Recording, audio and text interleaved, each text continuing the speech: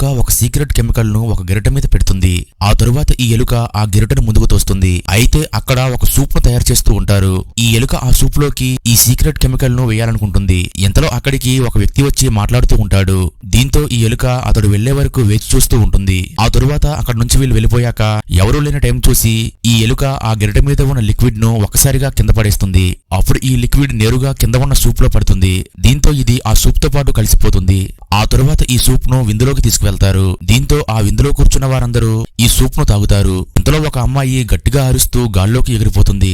అలాగే ఈమె మాయమైపోయి ఈమె డ్రెస్ అక్కడే ఉన్న బల్ల మీద పడుతుంది. ఆ తరువాత ఈమె డ్రెస్ లో నుండి ఈ అమ్మాయి ఎలుకలా మారి బయటికి వస్తుంది. అలాగే ఈ ఎలుక భయంతో అరుస్తూ అక్కడ నుండి పారిపోతూ ఉంటుంది. దీన్ని చూసి అక్కడున్న వారందరూ భయపడిపోతూ ఉంటారు. ఈ లోపు ఇంకో అమ్మాయి కూడా అలాగే గాల్లోకి ఎగిరిపోతుంది. ఈమె కూడా అలాగే ఎలుకలా మారిపోతుంది.